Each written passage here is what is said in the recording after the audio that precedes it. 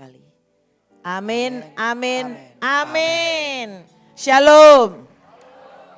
Luar biasa kalau kumpul sama anak muda ya, sampai saya duduk di situ geter.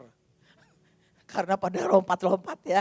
Kalau biasanya nggak semuanya anak muda, jadi kalau anak muda benar-benar semangat luar biasa. Oke, saya tadi dengar dari Kak Leo, katanya semua lagi disiapkan untuk terima warisan. Kalian datang sini bukan hanya dengar, nggak berubah. Kalian pulang sama rugi besar. Kalian datang ke sini, disiapkan, dibersihkan.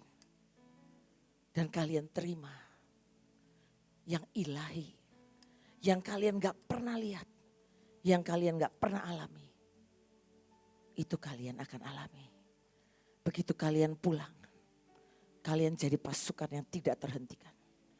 Bahkan tidak akan pernah digoyangkan oleh apapun.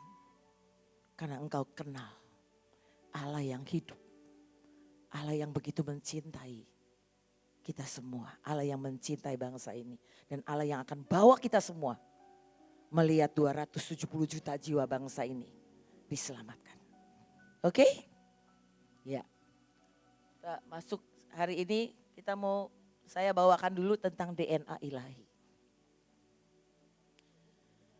Oke, kita mau tahu apa sih DNA ilahi. Lanjut, next. Nah, begitu Tuhan itu menciptakan seseorang, menciptakan Adam. Dia hembuskan sesuatu. Nafas Tuhan itu adalah DNA ilahi. Nama Adam adalah artinya manusia.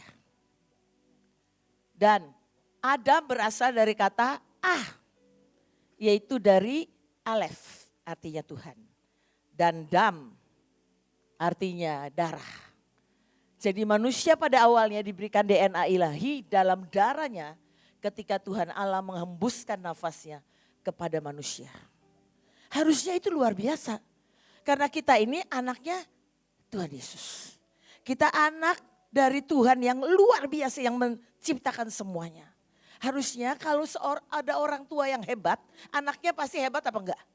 Hebat. Kalau Allah kita yang kita sembah itu hebat, pasti kita ini juga hebat. Makanya DNA ilahinya kita harusnya hebat. Tapi dosa sudah mengacaukan DNA itu. Karena dosa itu datangnya dari siapa? Dari iblis. Ya, next.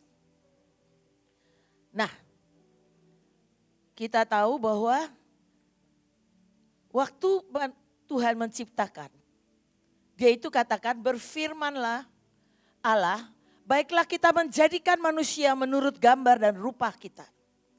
Supaya mereka berkuasa atas ikan-ikan di laut dan burung-burung di udara dan atas ternak dan atas seluruh bumi dan atas segala binatang melata yang melayap di bumi. Dia ciptakan serupa gambar dia. Kita ini fotokopinya Tuhan. Walaupun wajahnya beda-beda. Karena itu Allah yang ajaib. Kalau semua wajahnya sama kan gak enak banget. Betul gak? Lihatnya sama semua. Betul gak? Dia itu Allah yang luar biasa. Dia bisa menciptakan segala macam manusia. Ya. Tapi kita mirip dia. Beda sama yang makhluk lain. Binatang dan yang lain itu beda. Tapi kita mirip Tuhan. Kalau di dalam Kejadian 1 ayat 18, 21 dan 25 dikatakan ketika Tuhan menciptakan semuanya. Dia katakan itu baik. Dia bilang itu tof. Tof itu bahasa Ibraninya. Artinya apa? Artinya unggul, terbaik dan kembali seperti diciptakannya. Bahkan di Kejadian 1 ayat 31a. Dikatakan maka Allah melihat segala yang dijadikannya itu sungguh amat baik. Waktu dia ciptakan manusia dia katakan bukan cuma baik. Sungguh amat baik. Bahkan kalau dari Alkitab versi The Message. Dia katakan it was so good, so very good. Dia bilang luar biasa, ini sempurna, bagus banget. Tapi kenapa? Kalau saya belajar ya Bu, gak terlalu pintar. Kenapa saya itu gak terlalu ngerti? Karena dosa ada yang mengganggu. Karena kita nggak tahu dosa apa Bu, aku nggak rasa dosa. Kita punya dosa asal dari atas kita. Waktu Adam dan Hawa berdosa dibuang oleh Tuhan. Kita ini keturunan Adam dan Hawa. Begitu kita lahir, saya mau tanya, kalau punya adik, nggak diajarin bohong aja bisa bohong nggak? Bisa. Ada sebagian malah kalau keluarganya punya perzinahan. Dari kecil kalian sudah bermain dengan alat kelamin. Gak ada yang ngajarin. Karena itu dosa asal. Ya, nanti kita belajar. Next. Jadi kalau kita diciptakan Tov, hari ini yuk bilang gini, saya diciptakan Tov. Enggak pernah lagi saya jelek, saya Tov. Jadi setiap kali kalau kalian lagi, aduh Tuhan, aku nih kok gak ngerti-ngerti, aduh aku mau berbuat dosa, bilang begini, Tuhan aku diciptakan Tov. Berarti aku ini Tov, terus ngomongin, iblis dengar aku Tov. Aku ini sangat baik. Aku mau kembali kepada ciptaanku sangat baik. Ya, oke next. Nah, di dalam DNA ada sifat, kecenderungan, ciri fisik, kutuk, warisan, sakit, penyakit, keturunan. DNA itu ada di dalam darah kita. Ya, di dalam darah kita. Nah, 97% lebih DNA kita berasal dari keturunan yang di atas. Kita ini punya kakek, nenek, punya orang tua, punya kakek, nenek dari kedua pihak, betul gak? Dari atas lagi. Itu nurunin. Siapa yang di sini rasakan dari kakek yang dulu pernah jadi dukun. Kakek buyut mungkin pernah jadi dukun dan sakti di kotanya. Dan itu turun terus. Terus pernah dengar gak ada orang yang mati muda di keluarga itu. Setiap umur 45 atau 50 dia pasti ngalamin sebuah kecelakaan atau apa, pasti mati muda. Kemarin saya baru dengar. Ada seseorang yang baru aja meninggal, ternyata dari pihak keluarganya yang laki-laki pasti meninggal. Umur 52. Dari ayahnya sampai dia terus kemarin adiknya. Jadi kita hari ini di tempat ini kita memutuskan itu semua. Kalian pasukan terdahsyat tidak mau ngalamin itu lagi. Kalian mau katakan aku mau pulih dan sembuh. Jadi seperti diciptakan Tuhan. Aku Tov. Ya. Nah, DNA itu bekerja di bawah alam sadar. Ya, dan mempengaruhi itu cara berpikir kita. Jadi dikatakan begini. Manusia ini kalau pikiran yang sebenarnya itu cuma 5% pikiran sadarnya. Pikiran bawah alam sadar itu apa yang kita dengar, lihat, baca, saksikan, rasakan, kejadian yang kita alami sendiri, arti dan makna yang kita berikan, kultur dan adat istiadat, budaya, nilai-nilai kehidupan, semuanya ini stimulus lingkungan dan keluarga, itu nanti manifestasinya di dalam tindakan kita, kebiasaan kita, perilaku kita dan karakter kita. Tapi ini dipengaruhinya 95%. Kalau itu udah kayak seperti diwariskan, itu bukan diminta, tapi itu turun. Ya, jadi itu di bawah alam sadar kita.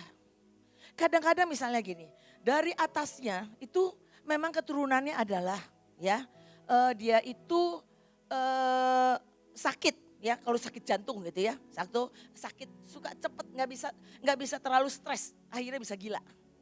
Nah di bawahnya itu kalau mulai stres itu kayak orang mau gila.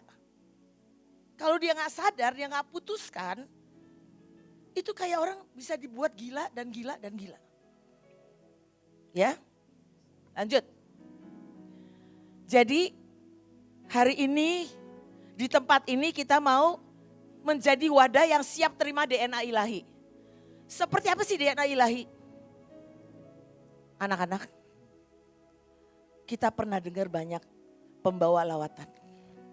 Dia bisa membangkitkan orang mati. Ada lagi yang bisa seperti Musa membelah laut, betul gak? Ada lagi yang bisa apa? Bahkan beberapa orang sudah terjadi, dia lagi khotbah di sini, ternyata dia bisa muncul juga di tempat lain. Itu sudah ada urapan Filipus yang di Alkitab. Tuhan itu sedang mau membangkitkan pasukan-pasukan yang akan mengalami dengan keajaiban. Tahun depan kita nggak akan lebih mudah. Kalau satu hari kita nggak bisa kemana-mana. Tapi roh Tuhan bisa bawa kita jalan secara supranatural. Ya, oke, lanjut. Nah, anak-anak tahu kan ya, berkat itu diturunkan dari Bapak Abraham, Ishak dan Yakub, betul nggak? Doanya kan selalu gitu. Berkat Bapak Abraham, Ishak dan Yakub turun atas kita, kita terima, betul nggak? Ya, nah seperti Daud ke Salomo, ya, lalu Lois, Eunike dan Timotius pernah dengar ya, baca firman itu. Lalu seringkali kita nih tahu kakekku itu orang terkaya dan terpandang di kotanya dulu. Kenapa aku kere? Kenapa aku miskin? Padahal kakekku pernah kaya. Kenapa aku ini nggak bisa ya, biasa-biasa aja lah. Aku nggak pernah ngalami seperti kakekku. Karena dikatakan selain berkat turun, kutuk juga turun. Ya, kutuk juga turun. Oke, next. Nah, dosa turun temurun di dalam sebuah keluarga. Anak-anak kalau baca firman, siapa yang suka baca firman angkat tangan. Siapa yang suka bolong-bolong, lebih banyak bolongnya? Ya, pengakuan di sini ya. Besok pulang harus belajar, mulai baca ya. Siapa yang gak pernah baca sama sekali? Pengakuan hari ini diampuni Tuhan. Oke. Ya. Jadi dikatakan gini, Yehuda, Daud, Amon, Absalom dan Salomo itu ada dosa nafsu seks. Itu kayak turun-temurun, ya. Nah, ikatan atau dosa apa yang turun-temurun dalam keluargamu? Pasti masing-masing tahu. Betul gak? Kalau engkau tahu, besok ada pentahiran. Tapi juga nanti saya akan putuskan itu semua. Kalian ngomong, waktu mau ditahirkan, aku mau beresin. Beresin yang khusus. Yang apa sih di keluargaku turun-temurun itu apa? Atau kegagalan, gagal terus. Ya, oke. Nah, ada orang yang sangat tertolak, dibuang, depresi, kemarahan, kesepian, pemberontakan, takut, nafsu, kebingungan, kesombongan, dan keluargaku itu sombong banget turun-temurun. Udah gagal tetap sombong. Ada nggak yang begitu? Nggak kaya-kaya amat tapi sombong, tapi seluruh keluarga sombong. Ya, itu bisa begitu kita putuskan itu. Oke, next. Nah, Imamat 26 ayat 40 sampai 42 dikatakan, tetapi bila mereka mengakui kesalahan mereka, ya, dan kesalahan nenek moyang mereka dalam hal berubah setia yang dilakukan mereka terhadap aku, dan mengakui juga bahwa hidup mereka bertentangan dengan aku pun kata Tuhan bertindak melawan mereka dan membawa mereka ke negeri musuh mereka. Sekarang baca sama-sama, 1, 2, 3. Atau bila kemudian hati mereka yang tidak bersunat itu telah tunduk dan mereka telah membayar pulih kesalahan mereka, maka aku akan mengingat perjanjianku dengan Yakub, juga perjanjian dengan Ishak, dan perjanjianku dengan Abraham pun akan kuingat, dan negeri itu akan kuingat juga. Kalau Tuhan sudah ingat, dia akan turunkan berkatnya. Ya, oke, next. Nah sekarang, supaya kita siap nih wadahnya, kita mau pemetaan diri. Yang pertama adalah arti nama. Bu, apa-apaan sih arti nama? Ada orang, siapa yang di sini namanya Maria? Banyak ya? Oke. Jangan tersinggung. Tapi arti Maria itu pahit dan kesedihan. Kemarin ini ada seseorang, setelah dia dengar ini, dia namanya Maria. Dia cerita, pantesan ya aku ini hidup kenapa ya? Udah ada segala macam, aku tetap sedih. Ternyata mungkin nama aku. Bayangin aja ya kalau setiap hari namanya dipanggil sedih, sedih. Jadi sedih gak? Iya kan? Kalau pohon aja nih, pohon aja setiap hari kita ngomong begini. Pohon pasti kau mati, keringlah, kering. Kira-kira kering gak?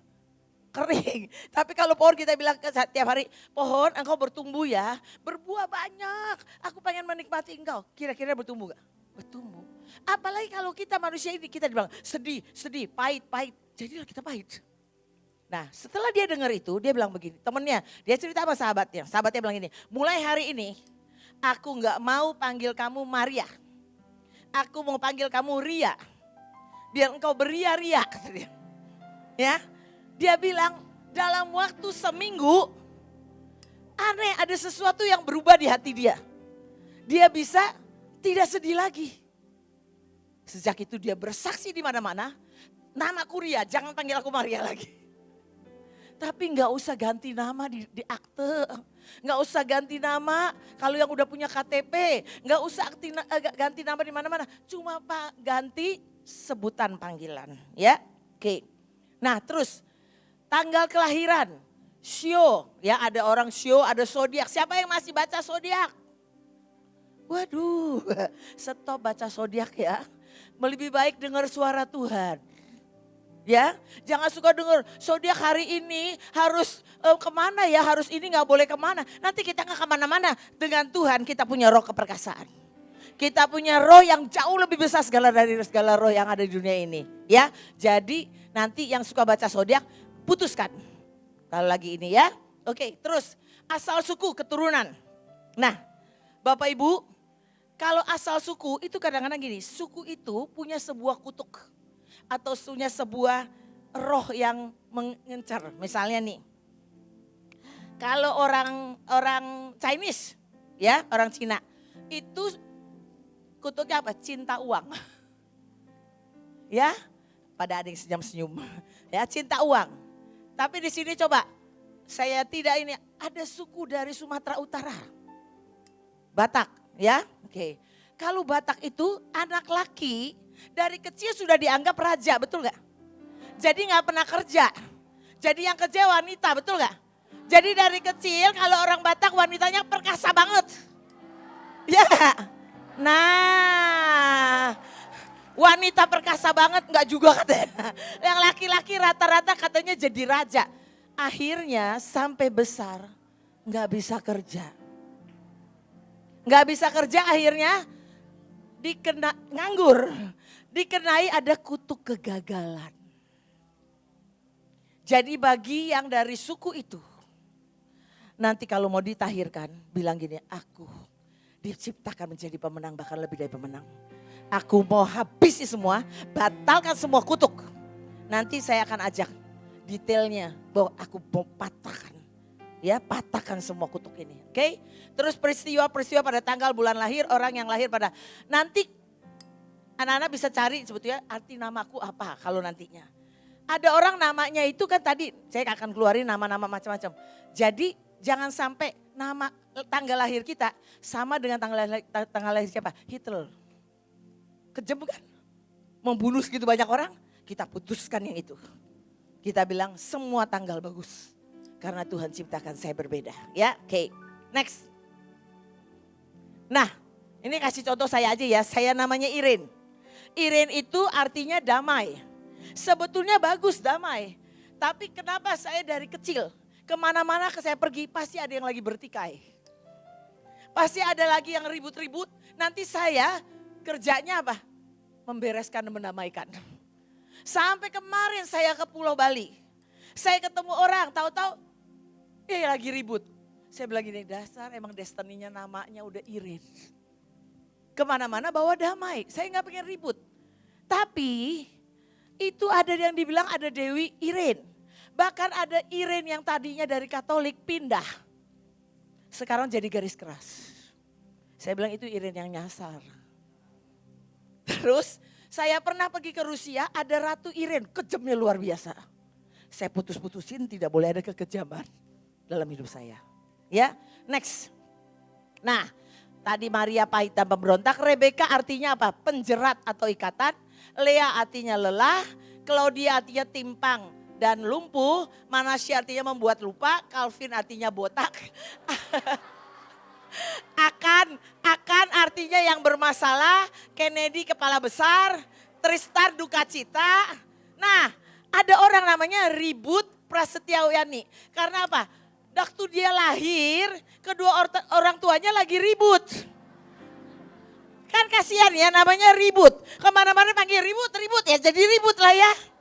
Kemarin ini saya ke Kalimantan, ada Kalimantan, terus dia bilang gini, Bu saya mesti ganti nama gak? Emang namamu kenapa artinya? Nama saya lagi begitu lahir, karena ayah saya gagal, arti nama daerah itu artinya dia gagal. Saya mesti ganti gak? Saya mau tanya dulu, sekarang sudah sukses belum, berhasil? Belum. Dari dulu gak pernah berhasil, ya gantilah namanya. Kalau setiap hari dipanggil si gagal, jadi gagal. Ngerti ya anak-anak? Oke, nah sekarang yang bagus, siapa yang namanya John? Yohanes, Johan. Tuhan memberi dengan murah hati. Kalau itu udah bagus ya terima. Lalu Daud siapa? Nah beloved yang dicintai. Daniel, Tuhan adalah hakim ya. Lalu Samuel, didengar Tuhan ya. Nah terus Joseph atau Yusuf Tuhan telah menambahkan. Niko, siapa Niko?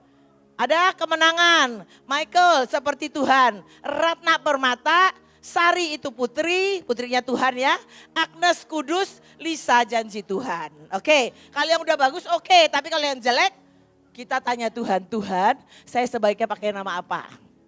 Ya, oke next. Ya, latar belakang keluarga. Sekarang Bapak Ibu, anak-anak. Sekarang ya ada orang dari keluarganya itu penyembah berhala. Mungkin sampai hari ini yang baru bertobat kalian. Oke, lalu pernah kena guna-guna, kerasukan, sakit penyakit, mati muda, kecelakaan, cacat, gila, kelemahan fisik. Ini latar belakang keluarga ya. Lalu kutuk kemiskinan, kegagalan, hutang, mati muda, perceraian, sakit penyakit. Yang saya mau adalah, saya ini mengamati banyak banget anak muda. Otaknya pinter.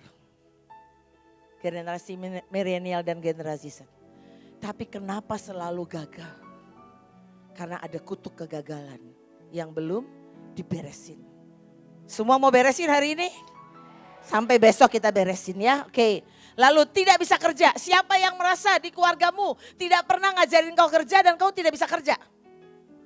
Setiap kali salah melulu. Nah nanti ngomong, Tuhan aku harusnya bisa karena aku tough. Ya oke next. Sorry. Hutang darah, pembunuhan, nabrak orang mati. Ada teman yang aneh, setiap kali dia nabraknya gak terlalu gimana, tapi orangnya mati. Dan dia berapa kali kabur ketakutan. Ternyata kakeknya pernah nabrak orang mati dan tidak bertanggung jawab. Jadi hidupnya gagal melulu. Sampai dia gagal terus sampai hari ini. Karena dia tidak mau beresin jujur-jujuran sama Tuhan. Ya, oke. Next. Nah, sekarang kalau terkait dengan tempat tinggal kalian ya. Rumah, benda-benda tempat pijakan. Saya pernah dengar di rumahnya, kalau orang tuanya meninggal, kakeknya meninggal, itu adanya dikuburnya di bawah rumah. Kan panas, ada jenazah, ada mayat di bawah, betul gak? Itu jadi keluarga sering sakitan. Dan sering ribut terus, gak pernah harmonis. Ya, pernah kan ada rumah kalau mau dibangun dipasangin apa? Ditanam apa? Kepala kebo. Betul gak? Pernah dengar? Ada kepala kambing lah, kepada apa. Itu namanya keterikatan, ada tempat berpijak. Ya, lalu lingkungan rumah. Ada teman dia tinggal di sekitar kuburan. Apakah mesti pindah rumah? Enggak. Kalau ada di sekitar kuburan nanti diajarin. Bagaimana kita buat efes damim. Diajarin kan ya Jos? Mereka diajarin. Nanti diajarin, belajar. Bahwa kita ini punya otoritas. Menjaga keluarga kita. Kita menjaga semuanya ya. Oke lalu kota kelahiran. Ada yang orang kota kelahirannya itu penuh dengan sihir. Penuh dengan praktek tenung. Saya punya teman dari luar negeri. Dia orang Kupang. Sini ada yang dari Kupang? Kecilnya dia besar di Kupang, NTT. Ya Kupang. Waktu dia mau dibaptis, anak-anak tahu-tahu dari sini gak ada lubangnya loh. Tapi keluar maaf kayak ingus. Keluar terus. Saya kaget. Ingus kental tahu kan ya, ingus yang anak kecil tuh. Ini kental keluar. Lah kan nggak ada lubangnya. Bisa keluar terus.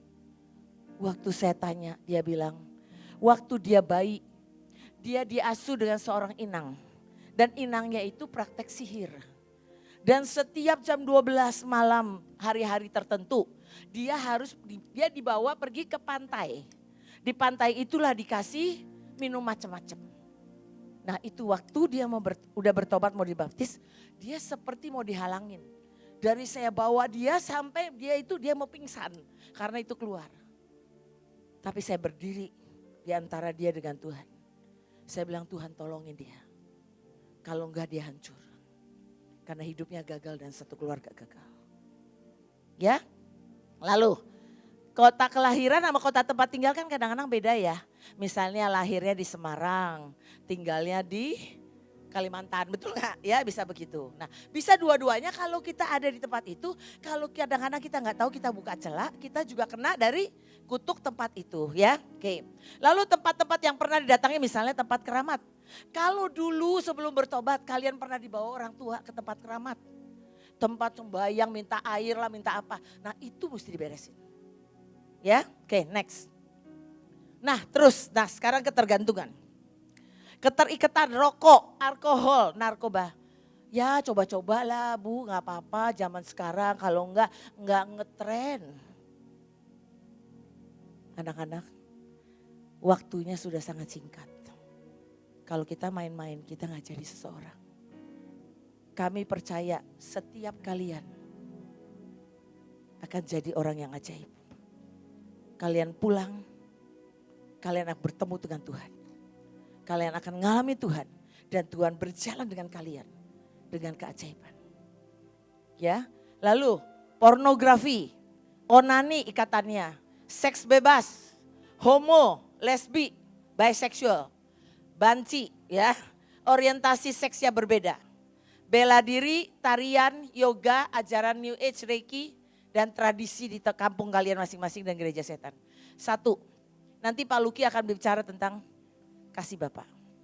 Cuma saya mau ngomong nih, kalau kalian ada yang sudah terganggu, sudah terikat dengan yang namanya homo atau lesbi. Hari ini saya mau cerita, saya pernah dibukakan Tuhan. Kalau anak dari 0 1 hari sampai umur 10, dia gak terlalu cari bapak, dia butuh seorang ibu. Ibu yang kasih makan, kalau dia ngompol digantiin. Semua ibu. Nanti begitu dia umur 10, dia akan cari siapa ayah saya. Nah, kalau yang lelaki tidak pernah disentuh bapaknya. Ada juga dari bapak ibu, anak-anak di sini, yang papamu di rumah. Tapi papamu gak pernah berfungsi seperti seorang bapak. Engkau tidak pernah bisa ngomong sama papamu. Nanti dilanjutkan sama Pak Luki, bagaimana engkau berantem terus sama papamu. Kamu lihat papamu tidak figur. Kamu gak pernah disentuh. Satu hari kamu main sama anak laki temanmu. Ternyata lagi main-main bersentuhan. Ternyata kau gak sadar kau butuh sentuhan laki-laki. Jatuh. Jadi kalau hari ini kamu kena itu, ingat itu roh. Kamu harus beresin. Lesbi sama. Kalau engkau marah sama bapakmu, engkau benci sama bapakmu, engkau bahkan mau bunuh bapakmu. Kamu gak suka laki-laki. Kamu lebih nyaman dengan perempuan. Akhirnya engkau jatuh. Di era sekarang bukan karena broken home. Tapi banyak keluarga baik-baik sepertinya jatuh. Ibu peringatkan anak-anak kalau engkau pernah jatuh ke situ. Balik sembuh. Karena Tuhan mau kalian semua jadi yang ajaib. Oke, next. Sekarang trauma. Mungkin dari anak-anak pernah rasakan ditolak. Ditolak pernah mau diaborsi. Tahu aborsi ya? Mau digugurin. Mungkin dari kecil gak tahu kalau waktu itu mungkin bapak ibu belum siap. Ayah ibu belum siap untuk dapat anak. Akhirnya kalian mau diaborsi berkali-kali tapi tetap hidup. Tapi ternyata kalian benci banget dengan siapa yang menggugurkan engkau. Saya cerita ya, saya punya suami, punya anak 2. Dari saya menghamil pertama, suami saya belum siap. Dia minta saya gugurkan anak saya. Tapi saya pertahankan itu. Dari awal saya katakan, orang aja merasa diberkati punya anak. Boleh gak aku tanggung jawab untuk anak ini? Anak kedua juga sama. Begitu mereka lahir, gak tahu gimana. Kalau dipegang bapaknya, gak suka. Bapaknya juga sama dia gak bisa. Sampai gak pernah ketemu. Tapi kalau sama saya, gak ada masalah. Saya suruh beresan. Saya suruh beresan, ampuni papamu. Dan jangan pernah mencari pengganti papamu dari orang lain. Saya bilang cari Tuhan. Nanti anaknya ibu itu Miss Nancy yang akan ngajarin kalian. Kalian tangkap yang ilahi dari dia. Saya bilang dari kecil saya udah katakan. Papamu gak mengerti kenapa mau mengaborsi kamu. Ampuni saja. Jadi beres. Karena kalau kita mengampuni, Bapa di sorga mengampuni. Oke, kekerasan, pelecehan seksual mungkin ada dari beberapa anak-anak. Selalu dibandingkan dengan kakak atau adik atau orang lain. Siapa yang pernah dibandingkan? Nah, sakit gak? Ada satu anak, dia cuma 2 kakak beradik. Tapi bapaknya, ibunya, terutama ibunya, kalau lihat dia mau marah banget. Karena waktu dia hamilin anak ini, bapaknya selingkuh. Jadi dia benci banget sama anak ini, tapi dia sayang kakaknya. Sampai dia pahit banget, dia pikir dia anak pungut. Satu hari dia baru turun dari tangga. Dia lihat ibunya lagi elus-elus kakaknya. Dia bilang, "Mah, aku juga butuh dielus. Kenapa engkau cuma kasih ke kakak? Aku juga butuh itu kak, Mah." Sampai akhirnya dia marah. Satu hari dia bilang, "Saya akan bunuh bapak saya." Untung sebelum kejadian itu, dia ketemu Tuhan. Tuhan bilang ampuni. Ampuni. Tuhan kita itu luar biasa. Kalau kita bisa mengampuni, dia akan gantikan dengan ajaib. Dia yang akan jadi Bapa yang mencintai kita. Anak-anak, kalau engkau mengalami keintiman dengan Tuhan, kamu gak pernah sepi. Ibu rasakan macam-macam. Ibu ini naik karena Tuhan. Saya dulu kerjanya di bank. Dari seorang sekretaris. Karena tuntunan Tuhan. Saya naik dan saya naik. Dari seorang sekretaris. Jadi customer service. Jadi supervisor. Jadi kepala cabang. Jadi kepala wilayah. Jadi group head. Akhirnya saya pegang 12 triliun aset. Saya pegang 157 cabang. Saya pegang 1.200 orang. Pada waktunya 15 tahun yang lalu. Tuhan yang kita sembah itu bos dari segala bos. Dia panggil saya dengan 3 kali berturut-turut dalam seminggu saya mimpi. Dia katakan sudah waktunya engkau tinggalkan semuanya. Sampai hari ini ibu rasakan ibu gak pernah jadi ekor, jadi kepala. Tapi karena apa? Pegangan sama Tuhan. Kami sangat rindu lihat kalian semua anak muda ini. Kalian pulang bawa benih, terima warisan semua. Kalian akan jadi orang yang membawa nama kemuliaan Tuhan. Kalian tiba-tiba cerdas. Kalau kalian baca firman, kalian jadi cerdas. Bayangin ya, saya dari seorang sekretaris. Saya ikutin Tuhan terus, setiap hari saya bangun pagi. Tiap hari baca firman. Yang ajaibnya setiap kali saya tuh bisa punya hikmat. Kalau lagi rapat ya, saya nggak tahu mereka ngomong apa. Tuhan ngomong gini, ngomong yang ini. Saya masih bilang begini, Tuhan itu topik yang dia ngomongin kayaknya lebih keren daripada yang ini. Tapi kalau engkau bergaul sama Tuhan, dia paksa di sini. Dia paksa saya untuk ngomong karena sesek. Saya bilang Tuhan, ya baik saya akan ngomong. Begitu saya keluarkan yang Tuhan ngomong. Itu yang tadi topik yang saya bilang lebih keren, itu hilang. Jadi topik yang saya bawa disuruh Tuhan itu yang dibawa dan yang dipakai. Itu Tuhan. Kenapa saya naik dari bawah, naik terus dan naik terus. Kalian bisa seperti itu. Kalian akan jadi bukan cuma di sekuler, tapi kalian akan jadi pasukan. Pasukan yang ajaib. Ya. Nah, terus perceraian orang tua. Kadang-kadang ada orang sakit karena engkau mencintai ayah ibumu. Tapi ingat, tidak ada satupun yang terjadi dalam hidup kita. Itu kebetulan. Roma 8 ayat 28 mengatakan bahwa Tuhan turut bekerja dalam segala sesuatu untuk mendatangkan kebaikan. Kalau engkau luka, cari kesembuhan dari Tuhan. Maka engkau akan jadi contoh untuk banyak orang, banyak anak ya. Lalu pernah dibully, siapa yang pernah dibully sama teman-temannya, sama tetangga. Hari ini juga, nanti dan besok, selesaikan itu. Ngampunin ya, ampuni dan selesaikan. Kamu tidak akan pernah jadi orang yang takut dan dibully, oke?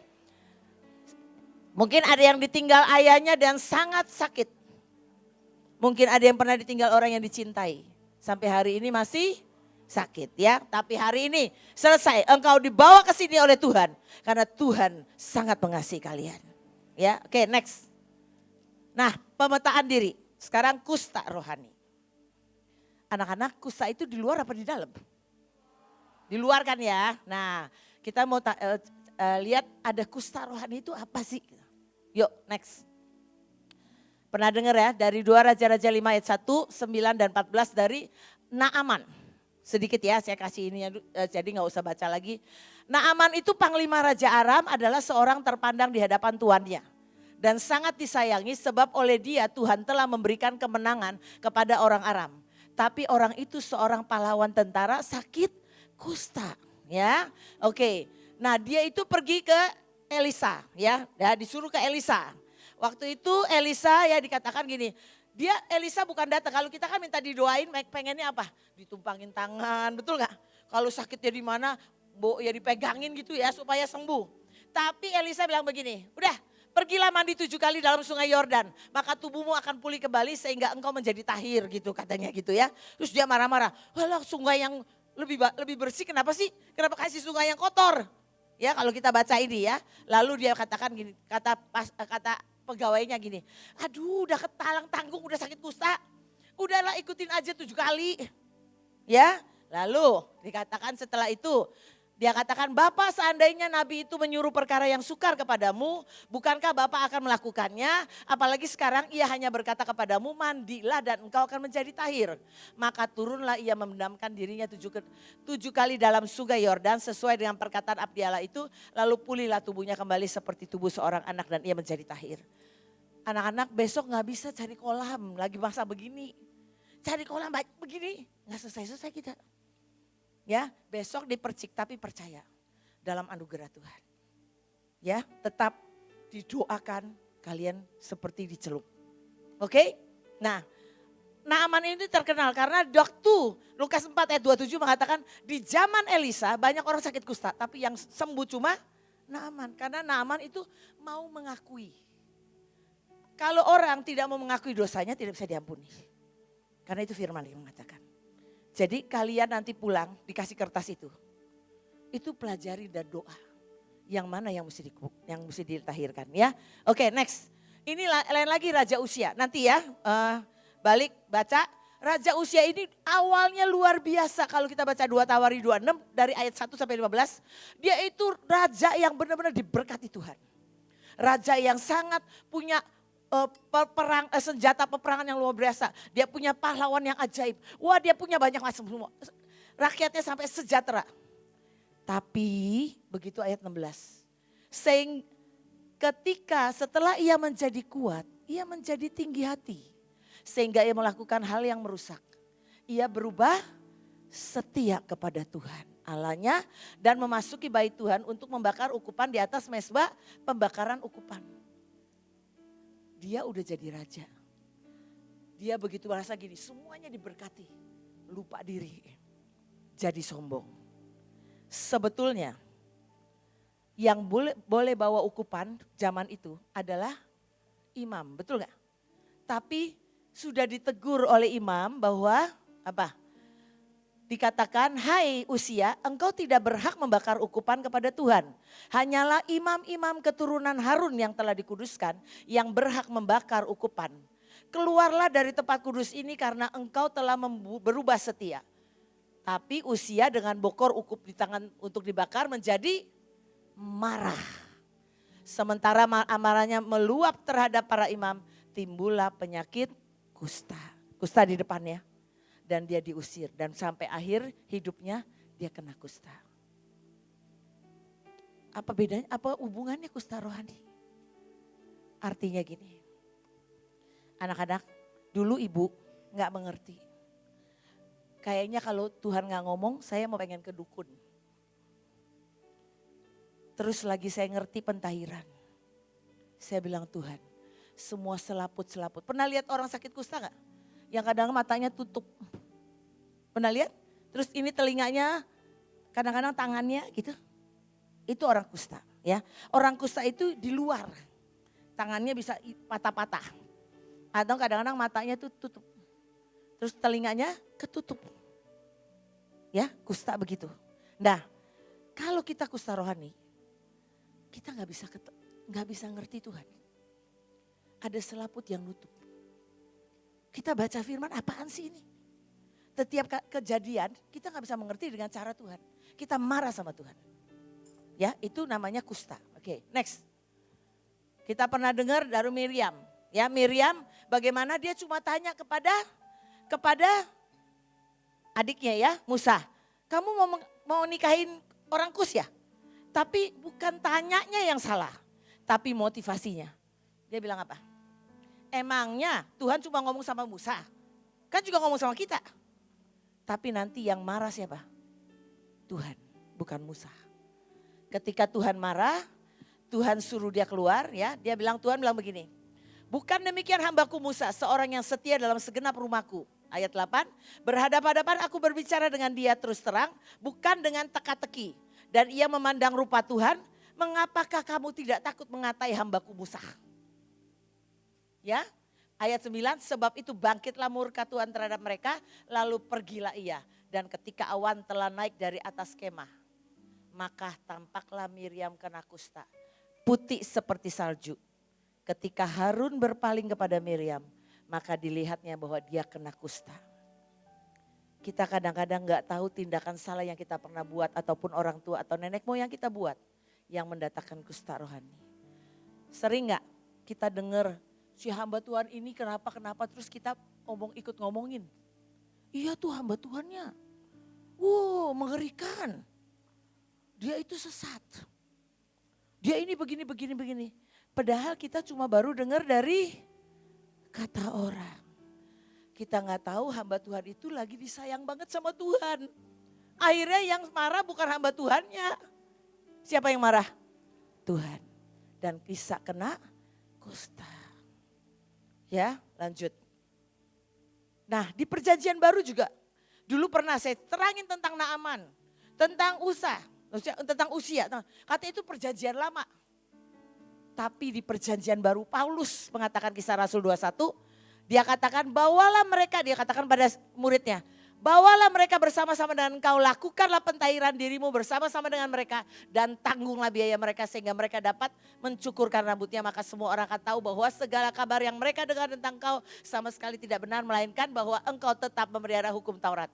Ayat 26, pada hari berikutnya Paulus membawa orang-orang itu serta dengan dia dan ia mentahirkan diri bersama-sama dengan mereka. Jadi perjanjian baru pun mengatakan ditahirkan.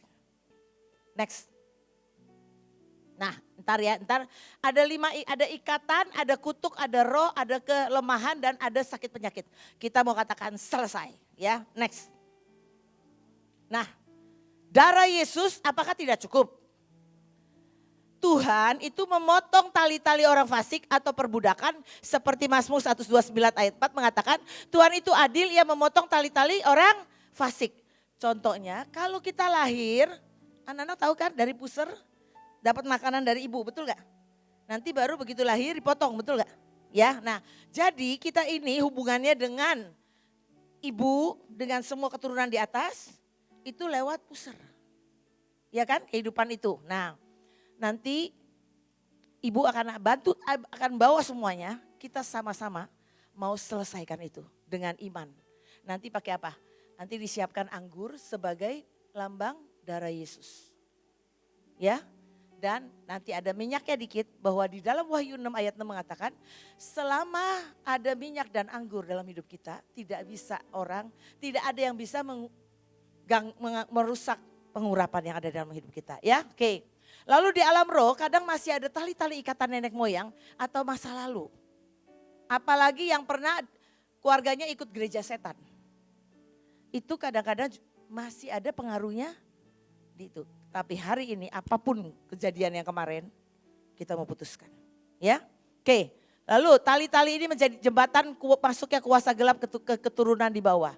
Contoh ketika Daud bertobat dosanya diampuni tapi tetap ada hukuman. Oke, next. Nah, setelah pentahiran anak-anak, Lukas 11 ayat 24 mengatakan, yuk baca sama-sama 1, 2, 3.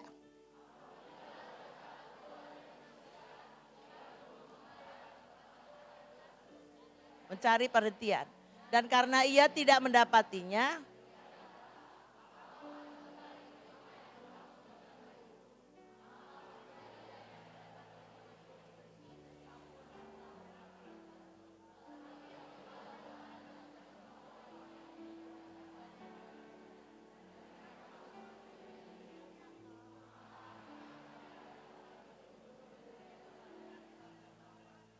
amin. Pernah lihat gak ada orang pelepasan? Sudah pelepasan tapi males ikut Tuhannya tuh gak baca firman. Ya gak pernah itu udah males pokoknya udah ikut Tuhan gitu. Ternyata roh yang udah keluar itu mengembara ke tempat lain, cari tempat. Terus dia belum cari tempat, dia bilang balik ke asal. Dia lihat rumah asalnya kok rapi, gak ada kuasa, gak ada firman. Dia bilang gini, ya udahlah kalau kosong begini, saya mau masuk lagi gak sendirian loh.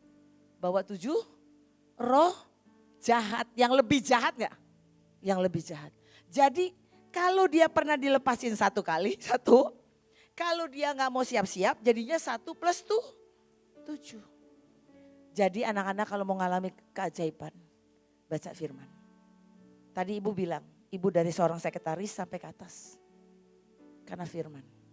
Siap hari baca firman, bangun pagi minimal jam 5. Dikatakan firman, kalau engkau bangun di pagi hari, telinga rohanimu dipertajam. Ya, oke, next. Nah sekarang, nanti kita akan lihat daftar rincian itu ya. Daftar rincian dari yang dibagikan ya. Kita akan doa, pokoknya semuanya yang menghambat keberhasilan kita. Lalu kita akan, kita juga kalau nanti handphone diangkat dibawa semua sampai pulang ya. Iya disita sampai pulang hari Jumat. Nanti nggak apa-apa besok udah pentahiran, nanti pulang ke rumah. Kalian bisa di Google kalau bisa handphone, ada handphone cari arti namaku. Ya misalnya arti nama nanti banyak ceritanya itu. Misalnya arti nama Anton. Itu ada namanya artinya. Ya. Jadi macam-macam. Ya, kalau masih ada ibu, namaku kenapa nama begini? Coba kasih tahu. Kalau udah bagus ya udah puji Tuhan, haleluya. Ya, tapi kalau itu nama-nama yang membuat kita gagal, kita harus ganti. Dan nanti minta Tuhan ya bukakan supaya nanti di hari Jumat waktu pelantikan kalian terima warisan semua penuh. Kalian bawa benih karena udah bersih. Kalau nggak bersih gimana, Bu? Mau terima, betul gak? Jadi kalian harus bersih. Waktu penyembahan benar-benar penyembahan. Karena Tuhan udah ngomong. Waktu penyembahan dibersihin terus. Jadi waktu penyembahan jangan ngobrol. Waktu penyembahan kalian dibersihkan terus. Benar-benar bilang Tuhan aku mau dibersihkan. Dari hari ini, besok sampai hari Kamis terus. Hari Jumat aku ini penuh. Wadahku ini kuat. Aku aku terima, aku pulang menjadi manusia ilahi. Sampai orang gini, luar biasa. Yang kita tidak pernah kerjakan, kita akan kerjakan bersama Tuhan. Mau kalian umur berapapun, Tuhan bisa pakai kalian. Ya, oke. Saya minta, jadi nanti Pak Luki akan terangin lagi tentang terutama kasih Bapa.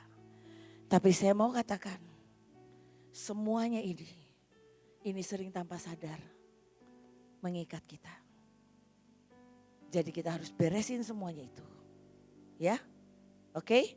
Nah sekarang saya minta dibagikan